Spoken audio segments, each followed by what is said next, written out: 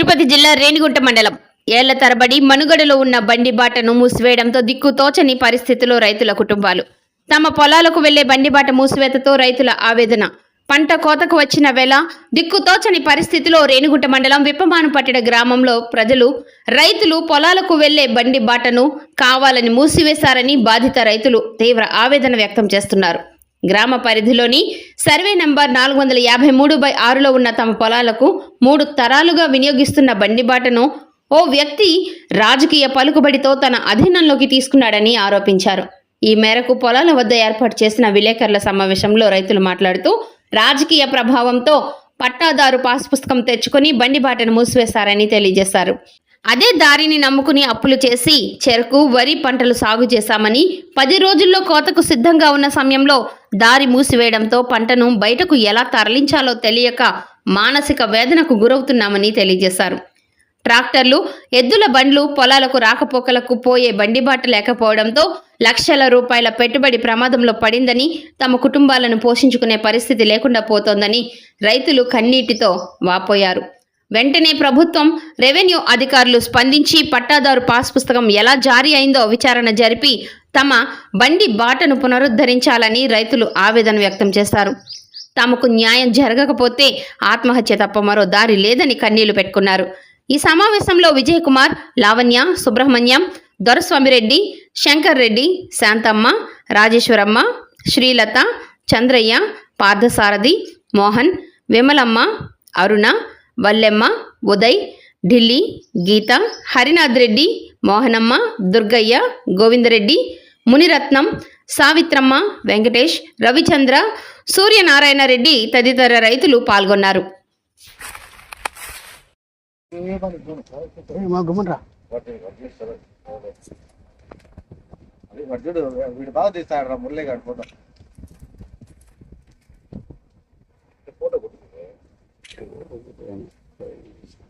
లోగోలు తీసి పెట్టి ఒకరు మాట్లాడండి.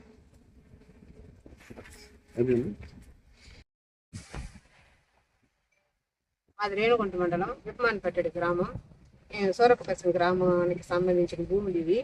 ఇది పూర్వం మాకు సంబంధించిన 70 సంవత్సరాల నుంచి ఈ దారిని మేము అనిపించుకుంటా ఉన్నాము.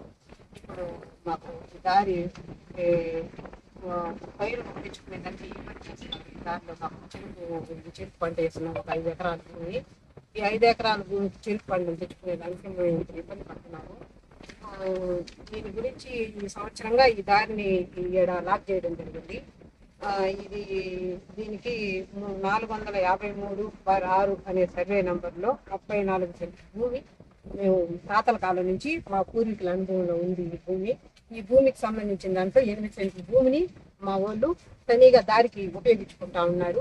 దీంట్లో బాయికి సంబంధించిన కాలువలు, దానికి సంబంధించిన కాగితాలు మాత్రం మా దగ్గర ఉన్నాయి. ఇది ఇప్పుడు ఒక 3 ఏళ్ళకు ముందుగా దీన్ని పాస్బుక్ వేరే వాళ్ళ మీద ఎక్కించడం జరిగింది. రాయల చెరువు రంగారెడ్డి అనే ఆయన మీద.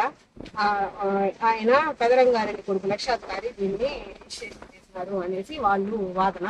దానికి సంబంధించిన కాగితాలు అయితే మాకు ఏమి చూపించలేదు. ఇది 34 సెంట్లకు సంబంధించి దీనికి ఇప్పుడు మేము ఇది దారిగా ఉపయోగించుకుంటుంది కాబట్టి మాకు ఎప్పటించో ఉపయోగంలో ఉంది కాబట్టి దీని మీద మేము ఎంఆర్ఓ సార్ దగ్గరికి పోవడం జరిగింది. 4 సార్లు పోతే ఎంఆర్ఓ సార్ ఇక్కడికి వచ్చినారు.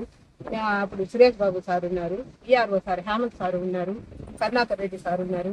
వాళ్ళందరూ ఈ దావులకు 4 మార్కులు వచ్చినారు. ఇదివరకు 4 సార్లు వాళ్ళని రప్పించడం జరిగింది. ఇది ఇప్పుడు మాకు ఎంఆర్ఓ సార్ రిపోర్ట్ ఇచ్చినారు దీనికి సంబంధించి. ఇది మీది ఎవరో ఆధీనంలో ఉండాలి అనేది రిపోర్ట్ ఇచ్చినారు MRO sir, Suresh Babu sir. ఆ రిపోర్ట్ తీసుకొని మేము కాళహస్తి డిస్ట్రిబ్యూటీ సార్ దగ్గరికి, కాళహస్తి ఆర్డీఓ సార్ దగ్గరికి చేర్చడం జరిగింది. దాని మీద సారు మాకు బండి బాట ఉంది దీంట్లో అనేది మాకు క్లారిటీగా ఇవ్వలేదు కాగితం రిపోర్టు. ఇప్పుడు మేము రండి సార్ డిస్ప్యూట్ల వరకు పెట్టించేదానికి మాత్రం రాసిచ్చినారు కాగితాలు. ఇది ఫస్ట్ డిస్ప్యూట్ అయినాక మీకు బండి బాట మీ దారిని క్లియర్ చేస్తామమ్మా అని చెప్పడం జరిగింది సార్. ఇప్పుడు ఉండే సార్ ఆర్డీఓ సారు. ఈ విషయం మీద ఆర్డీఓ సార్ దగ్గరికి మేము 6-7 సార్లు కాదు, కనీసం ఒక 30 సార్లు తిరిగినాము. ఇప్పుడు మాకు పైరు పంట దగ్గరలో ఉంది. జనవరి 1వ తేదీ నుంచి ఇప్పుడు జనవరి పెట్టేసింది. ఈ సంవత్సరం మొత్తం కంప్లీట్ అయిపోయింది. ఈ విషయం మీద ఇప్పుడు మేము చెరుకు పంటని తీసుకోవాలా, లేదంటే పంట పూర్తిగా పాడైపోతుంది. దీనికి సంబంధించిన అధికారులు మాకు హెల్ప్ చేయాల్సిందిగా కోరుతున్నాం. 25 మంది కుటుంబాలు ఈ దారి మీదనే బతుకుతా ఉన్నాం వ్యవసాయం చేసుకొని. ఆవులు మరియు ఇతర అవన్నీ పొలాలకి పోయేదానికి ఈ దారే మాకు ఉపయోగంలో ఉండే దారి. దీన్ని 1 సంవత్సరంగానే క్లోజ్ చేసినారు. ఈ దావ సద్వినియోగం లేకపోతే మేమంతా మాకు ప్రాణాలు తీసుకుని ఆత్మహత్య చేసుకోవాల్సిన పరిస్థితి. మాకు వేరే వ్యవధానం ఏమి లేదు. దీనికి మాకు కలెక్టర్ సార్ న్యాయం చేయాలని మేము రిక్వెస్ట్ గా కోరుకుంటున్నాం. మాకు మా పరిస్థితిని కొంచెం దృష్టిలో తీసుకోవాల్సిందిగా కోరుతున్నాం. మనపల్లిలో తరతరాల నుంచి పోతున్న దోవ చెరుకు తోట నాటినాను సార్. ఆ దోవలో 5 ఎకరాలు ఏరే వాళ్ళకాయలు చేశాను, నా సొంత కాయలు 5 ఎకరాలు చేశాను. ఎన్నో లక్షలు పెట్టి ఖర్చు పెట్టాను. ఎంతమంది కూడా తిరుగుతా ఉన్నా కూడా ఒక న్యాయం చేయకుండా నన్ను అన్యాయం చేస్తున్నారు సార్. నేను ఎలా బతకాలా, నేను ఎట్ట బతకాలా, నాకు మార్గం లేదు సార్. నేను మందు తాగి ఆత్మహత్య చేసుకునేదానికన్నా నేను సిద్ధంగా ఉన్నా సార్. నాకు ఏదో బతకలేదు సార్. నేను ఎలా బతకాలా? కలెక్టర్ నాకు న్యాయం చేయాలి సార్. ఈ దారిని మా కలెక్టర్ సారే మాకు దగ్గరుండి మాకు సద్వినియోగం చేయాల్సిందిగా కోరుతున్నాను సార్. నాకు న్యాయం చేయకపోతే మేము ఉండవు సార్. చనిపోయేదానికన్నా సిద్ధం సార్. మాకు ఎలాంటి బతకలేదు సార్. మీరు రైతులు సార్, ఎట్ట బతకాలి సార్? రైతులు గుడ్లు తోలుకునేవాళ్ళు వచ్చేవాళ్ళు ఎంతమంది సార్. మమ్మల్ని బతకలేకుండా మేము వస్తున్నాం సార్. కేజీ చేస్తారు, మీరు చేయండి సార్. ఇది వేమాపురం పెద్దరంగారెడ్డి అనే వాళ్ళ కుమారులు వాళ్ళంతా వాళ్ళ దౌర్జన్యం ఎక్కువయ్యి ఇక్కడ ఈ పని చేస్తారు. వాళ్ళు ఇదే కాకుండా వేరే వాళ్ళ భూములు కూడా ఆక్రమించుకొని అందరినీ రైతుల్ని ఇబ్బందులు పెడతారు. దాని మీద కేసులు కూడా నమోదు చేయడం జరిగింది. FIR కూడా ఉంది.